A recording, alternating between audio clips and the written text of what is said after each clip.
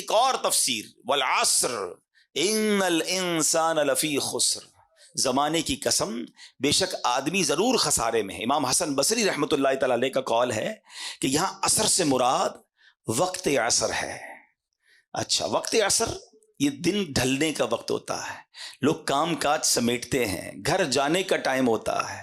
اللہ اکبر، یعنی زندگی کا وقت تمام ہونے کو ہے۔ اللہ نے اس وقت کی یاد فرمائی ہے، ہمیں ارشاد فرمایا ہے، کیونکہ جب بندہ سارا دن کام کر کے کچھ کما کر گھر نہ جائے اور بچے کہیں کہ ابو کھانے کو کیا لائے ہو، ہمارے لیے کیا لائے ہیں، اور ہم کہیں کچھ نہیں لائے، تو بندہ جب خالی ہاتھ گھر جاتا ہے نا، شرمندگی کا سامنا ہوتا ہے۔ تو اللہ اکبر، یہ بتایا جا رہا ہے زندگی کی شام ڈھلنے کو ہے، قیامت قریب آنے والی ہے۔ اے بندے، جب تم میری بارگاہ میں آؤ گے اور خالی ہاتھ آؤ گے تو پھر قیامت کے دن کیسی شرمندگی اٹھاؤ گے؟ اپنی قبر میں اگر خالی ہاتھ جاؤ گے تو وہاں کیسے جواب دے سکو گے؟ تو ہمیں یاد دلایا گیا ہے کہ عصر کے وقت سے گویا یہ اشارہ دیا گیا ہے کہ اپنی آخرت کی دن ڈھلنے سے پہلے تیاری کر لی جائے۔ اللہ اکبر، سبحان اللہ۔ ہمارے بزرگان دین جو ہیں کس طرح سبق لیا کرتے تھے، تفسیر کبیر میں ہے، ایک بزرگ فرماتے ہیں کہ میں نے سورہ عصر کی جو دوسری آیت ہے نا، والعصر ان الانسان لفی خسر،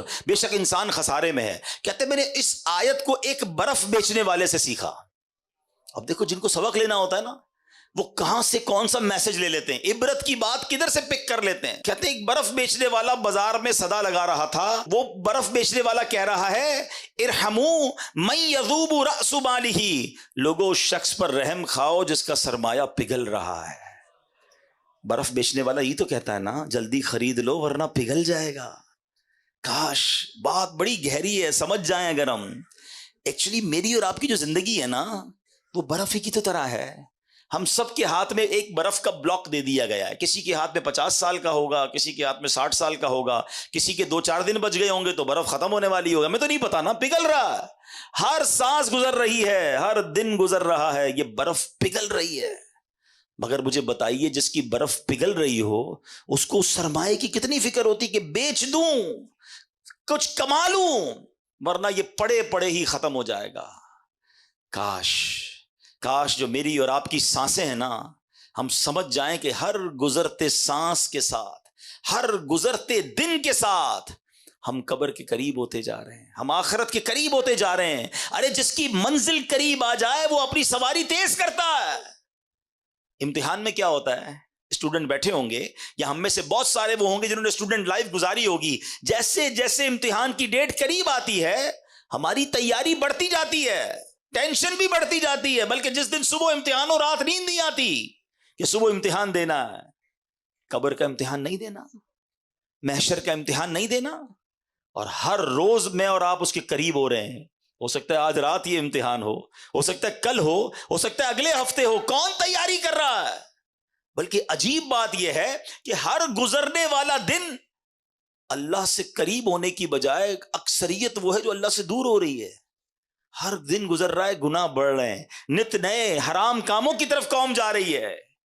نہ کریں ایسا، برف پگھل رہی ہے۔ وہ شاعر کہتے ہیں نا، ہو رہی ہے عمر مثل برف کم، ہو رہی ہے عمر مثل برف کم، رفتہ رفتہ چپکے چپکے دم بدم، سانس ہے ایک راہ روئے ملک عدم، سانس ہے ایک راہ روئے ملک عدم، دفعتن ایک روز یہ جائے گا تھم، ایک دن مرنا ہے آخر موت ہے، کر لے جو کرنا ہے آخر موت ہے۔ کاش یہ بات سمجھ آ جائے کہ مجھے مرنا ہے اور خالی ہاتھ نہیں جانا۔ اگر جس رفتار سے میں گناہ کر رہا ہوں توبہ کا موقع نہ ملا تو مارا جاؤں گا۔ امام فخر الدین رازی نے یہ بات ایک اور انداز سے سمجھائی۔ یہ جو سانسوں کی ویلیو ہے نا، منٹ کی ویلیو کیا ہے، آپ فرماتے ہیں تصور باندھو، ایک شخص 1000 سال زندہ رہا اور اس نے 1000 سال گناہوں میں گزار دی زندگی، 1000 سال تک۔ اب اس کے پاس صرف ایک لمحہ باقی ہے اور اس ایک لمحے کے بعد اسے موت آنے والی ہے۔ اب اگر وہ اس آخری لمحے میں نزا کی کیفیت طاری ہونے سے پہلے توبہ کر لے تو اس توبہ کی برکت سے اس کے 1000 برس کے گناہ معاف ہو سکتے ہیں۔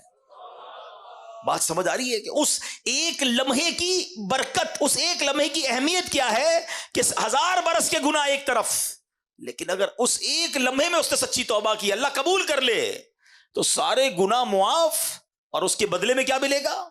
اللہ تعالیٰ کی رحمتوں کا جو مقام ہے جنت، اس کی ابدی نعمتوں کو حاصل کرنے کا موقع بھی مل جائے گا۔